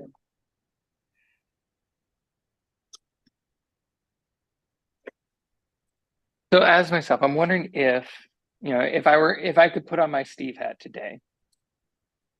If I was requesting RCC for a Zoom meeting, I would then show up to that meeting. I would then call my STS connection. They would then call into the meeting, and they would then re-voice for me at the meeting. Maybe I'm not really great at catching everyone's voices or making those distinctions. And then the captions would then also provide additional benefit. So I'm wondering if that would be possible in that vein to have them simultaneously provided, but through separate avenues. So, I mean, I believe that is possible at this time right now. Nothing actually prevents that from having two separate services at the same time. But when we're talking about combining them into one avenue of them being provided, I think that's where we struggle. Yes. So this is Melissa. Travis, I would agree with that. If you're joining a Zoom meeting and Steve, for example, is accessing that meeting through a speech-to-speech operator, RCC would still have access to that high quality audio because now they've got that Zoom meeting link. So in that situation, it would absolutely work. Okay. So that's another way to do it. Absolutely. Steve, are you still considering that? Does that kind of answer your questions? Yes, as a friend said, I think we came up with a solution to a problem that doesn't exist yet, but yes, it does. Yeah, it's also good to be proactive too. So we don't want to ixnay any of that kind of, we were really trying to support the entirety of the disability community. No, I'm just bringing humor into it. Thank you, Travis. And that is something to think about, how we can sort of merge the systems for relay system users as well. I'll have to look at that more closely. Are there any more comments? And like I said, I will be providing out the survey. Oh, Steve, yes. I had one budget question. I don't know if this is the appropriate time. Sure. I just noticed with the increase in equipment, it's over doubled. Or I would ask that that be looked at in the budget, factored in the next budget that we see. The projection, if that continues, that's a large expense.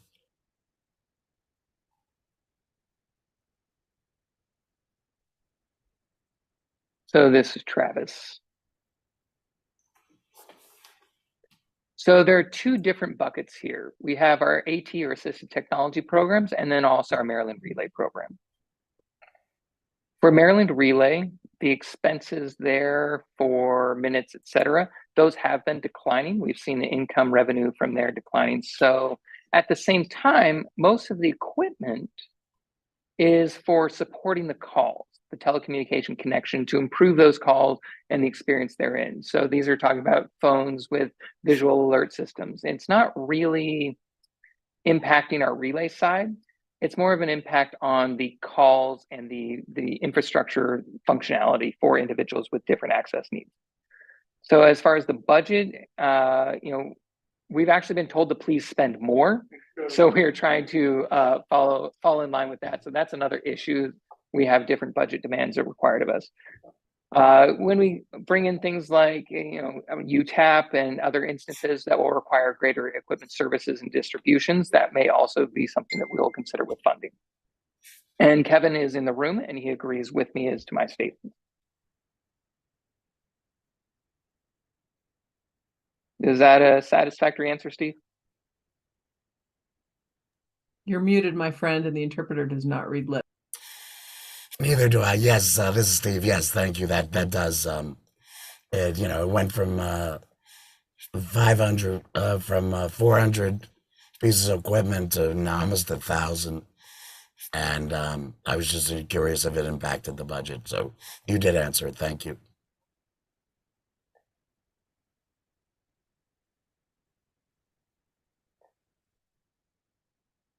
There's some discussion in the room as to the numbers, and Kevin is understood. Okay. That was on your slide. So yes, the equipment has been doubled. There has been that increase. That's with the Square Glow, as was mentioned. So new products that are coming in. I believe we just got that last year. It's a very new product that's come to market, and there's been a lot of excitement in that regard. So that has been one of the reasons why those equipment distributions have increased. And I'll bring Kevin onto screen to provide a more thorough answer. Hello, and this is Kevin. This is Kevin. So in regards to FCC, relay, et cetera, and our equipment, the equipment we distribute is under warranty. And after 3 years, that warranty expires, and it doesn't really have a budgetary impact for the replacement of the new device.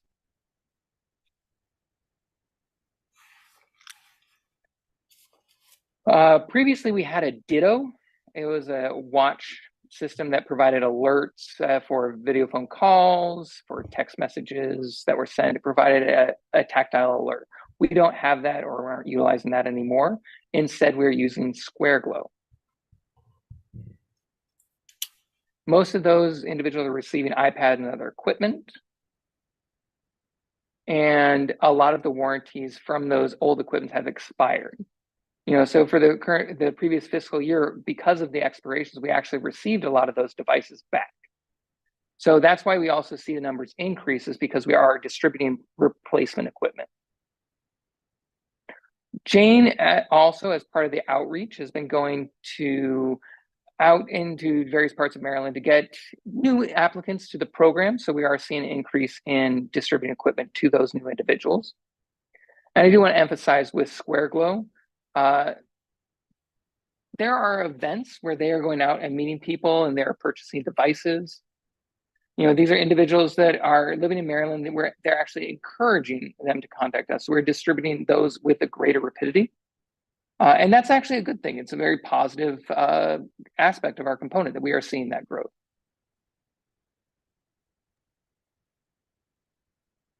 Hi, this is Lori. I had a quick question for you, Kevin. I'm wondering when the equipment comes back to you, to the program, and you are getting new equipment for consumers, what happens to that old equipment? Can that potentially be passed on to our reuse program?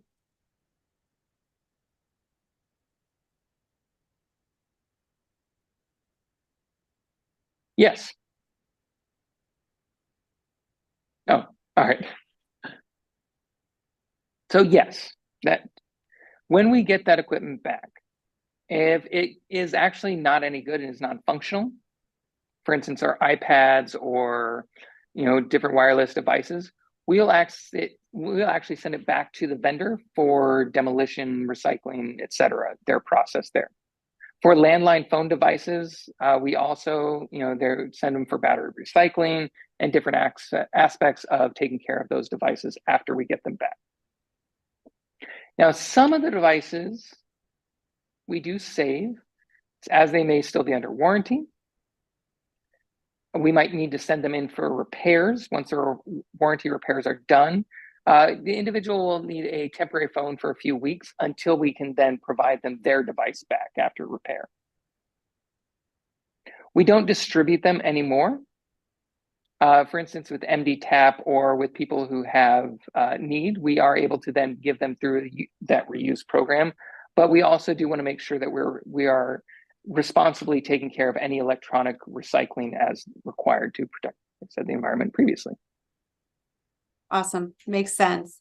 Just wanted to throw that out there that we can always use some equipment, particularly iPads.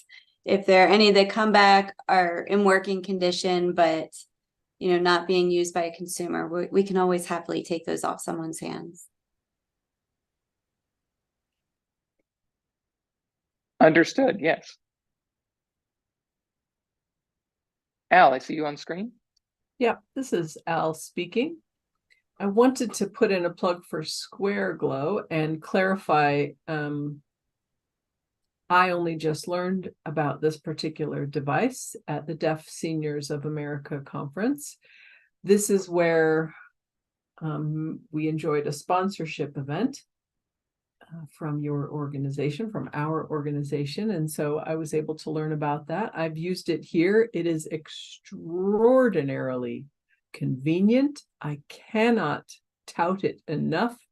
I use my video phone here, of course, with my girlfriend, and quite often we will know which one is ringing, given the indication of colors. Mine is green and hers is pink, for your information. So if it flashes green, I know that I have a VP call in my office, rather than us running around in the confusion that we had heretofore endured.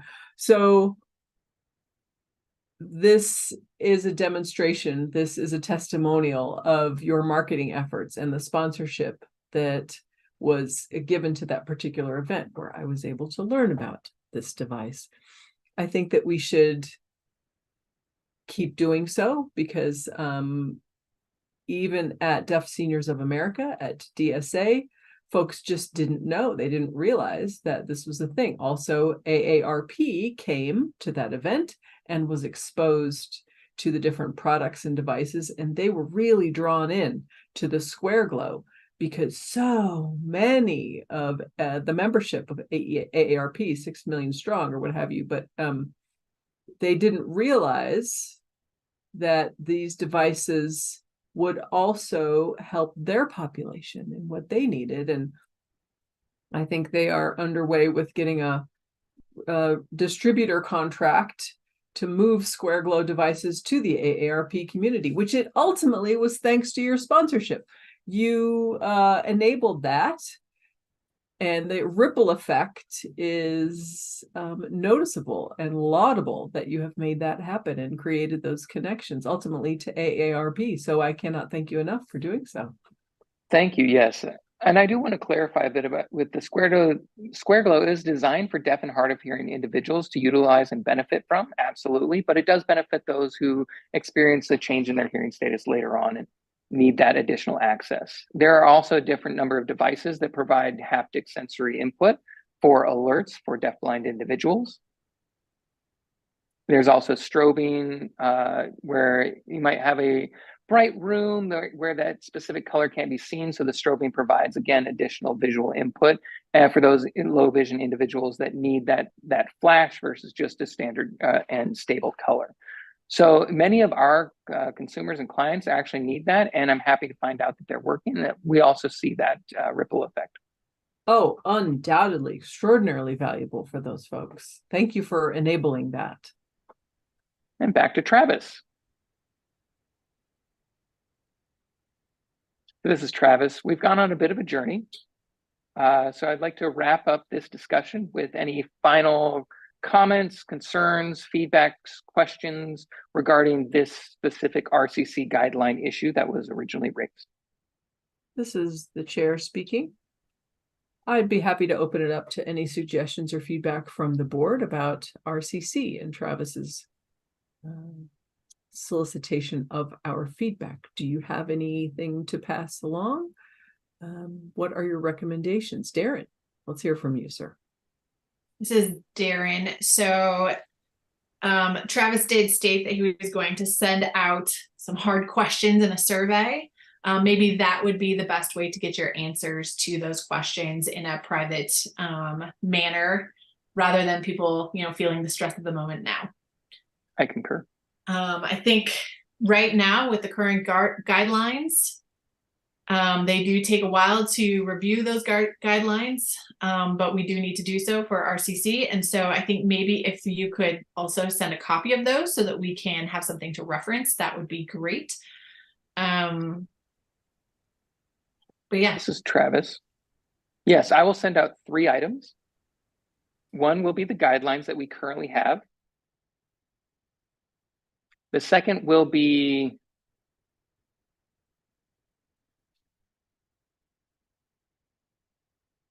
COMER. I don't know. It's essentially the Maryland law and the statutes for us that we have to follow.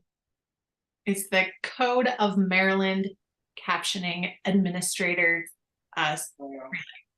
Right, all of that law. So it has specific language that we're looking to put forward into it. And then also the survey. This will be kind of the follow-up questionnaire that allows us to get your feedback. I'm going to go ahead and repeat myself as there were some issues with the captions. So the first one I will be sending out was, and I've forgotten at this point, come on now, you've made me lose my train of thought.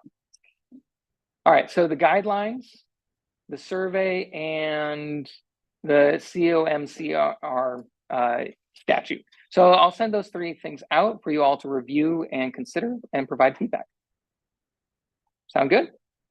This is the chair speaking. That is good. Okay. All right, then that's what I'll do. All righty. Excellent. Thank you, Travis. Chair solicits members of the board to put forward additional feedback, points of discussion. Happy to open it up to other members of the board. Going once, going twice, going 3 times, 4 and 5. Discussion closed. Are we ready for adjournment, ladies and gentlemen? Are there any further announcements, such as is indicated on the agenda? And the next session we will be meeting in 3 months' time is what? Let's see, by my math, that's January, if I'm not mistaken. Do we have some? Yes, this is Travis, January 25th. Excellent, January the 25th. That one will be wholly online, correct?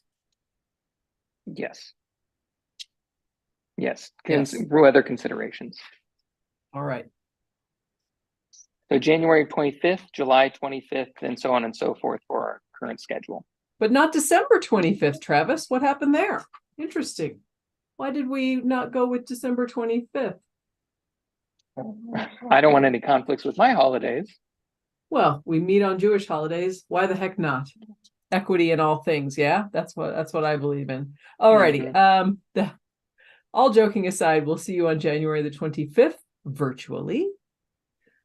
From 9 to 12 as per usual. Are there any other points of order, announcements?